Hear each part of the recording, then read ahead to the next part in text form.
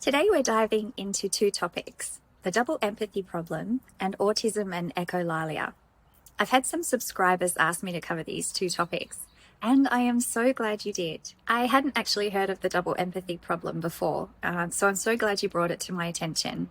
I love learning new things and researching, so it was right up my alley.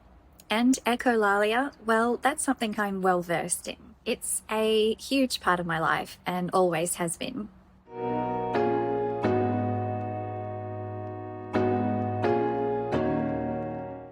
Hey everyone, welcome back to the channel. If I could please ask you to like and subscribe, it really helps the channel and our community grow.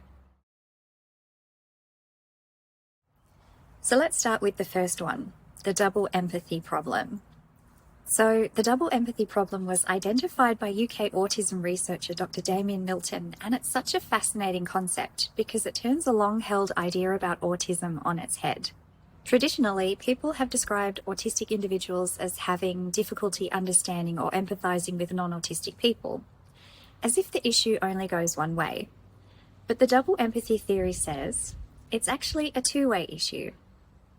It's called a double empathy problem because both sides, autistic and non-autistic, have trouble understanding each other.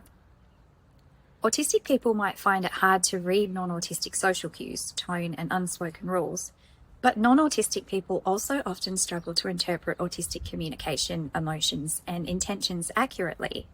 It's not that autistic people lack empathy, it's that the communication styles, priorities, and way of expressing understanding are different. So I came up with this example of Gary and Jan, and it's an example of Damien Milton's double empathy problem. So poor Gary has had a really bad day at work. He's frustrated, and he says to his autistic friend Jan, work is such a nightmare. My boss is impossible, and my co-workers are clueless. So Gary's venting. He's not looking for solutions, he just wants someone to listen and validate his feelings. Jan, however, she hears about the difficult situation and she wants to help. So she replies, "Oh my gosh, that's awful. I had a similar experience. My boss was terrible and I had to leave. Maybe you should look for another job, Gary." Gary rolls his eyes, thinking Jan made the conversation about herself and offered unhelpful advice. Meanwhile, Jan feels confused because she believes she was being supportive by sharing her experience and offering a practical solution. This interaction illustrates Damien Milton's double empathy problem, a breakdown in mutual understanding between autistic and non-autistic people due to differences in communication styles, not a lack of empathy. Gary values emotional validation, while Jan values problem solving and shared experience. Both are expressing empathy, but in different ways. Milton argues that it has traditionally been expected that autistic people should adapt to neurotypical communication norms, when in fact both sides contribute equally to the misunderstanding. I've actually seen this play out in real life. I've overheard conversations between autistic people and neurotypical people where the neurotypical person was sharing a problem and the autistic person tried to relate by describing a similar experience. After the autistic person left, the neurotypical people said things like, they made it all about themselves. I could see both sides because I do the same thing. When someone tells me something difficult, my instinct is to connect by saying, "I've been there too," or by sharing a similar story. But sometimes what that person really wants is something like a simple, "That sounds really hard," or "I'm sorry you're going through that," or even just a simple, "That sucks." It's such a good example of how both sides are trying to show empathy, but in completely different ways.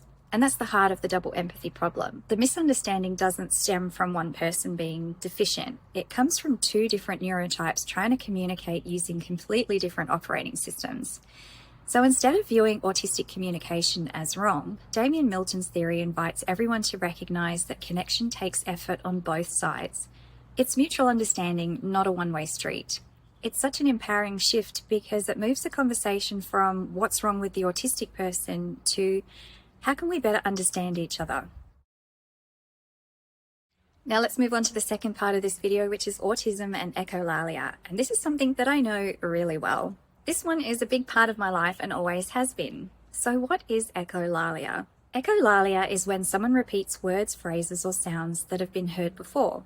It can be immediate, like echoing something right after hearing it, or delayed, where you repeat something hours, days, or even years later. It's incredibly common in autistic people and it's often misunderstood. People assume it's meaningless or it's just copying, but it's actually communication. Echolalia can serve so many purposes. It can be a way to process language, express emotion, self-soothe, or even create connection. Sometimes it's how our brains organize information or retrieve meaning, kind of like searching for a file on a computer. For me, echolalia feels visual. When I hear certain words, my brain doesn't just process the word, it plays a clip. A full little scene from a sitcom, movie, or even a commercial that I've connected to that word. For example, when I hear someone say the word agenda, in my head I instantly see and hear Michael Scott from The Office say, "Me no get no agenda." I see and hear Elaine from Seinfeld go, "Pardon?" Pardon? There are honestly too many to count. You'd have no idea it's happening while you're talking to me, but my brain is basically playing tiny movies and repeating phrases the whole time. And to be honest, it tickles my brain. It's such a fun feeling, like it's a burst of stimulation that just feels right. I guess that's why I also use sitcoms and movies so much to explain how I feel, because those lines and scenes mean something to me. They're emotional reference points. And it's not just in my head, I repeat things out loud too. Now, no one in my house bats an eyelid when I repeat ads or phrases or add my own little flair, and by flair I mean a random word that makes absolutely no sense. But again, it tickles my brain. It's like the words just come out. So that's echolalia for me. It's not something I try to stop, it's just a part of how I think, communicate, and self-regulate. And for so many autistic people, echolalia isn't a sign of lack of understanding. It's actually a sign of a different kind of understanding, a different language processing system. Both of these topics, the double empathy problem and echolalia, really show how autism isn't just about challenges, it's about differences in how we connect, process, and express ourselves. The double empathy problem reminds us that communication is a two-way street, and echolalia reminds us that communication doesn't always look or sound typical to be meaningful. Both are powerful examples of how autistic experiences expand what it means to be human, in thought, in language, and in connection.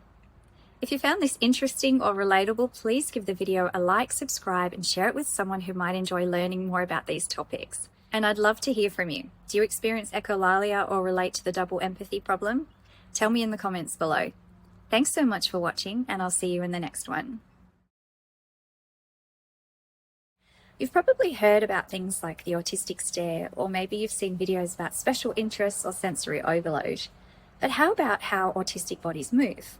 Let's unpack one of the most misunderstood aspects of autism, sometimes called the T-Rex arms, and a few of the fascinating lesser-known physical traits, maybe even scoliosis, that often show up in autistic people.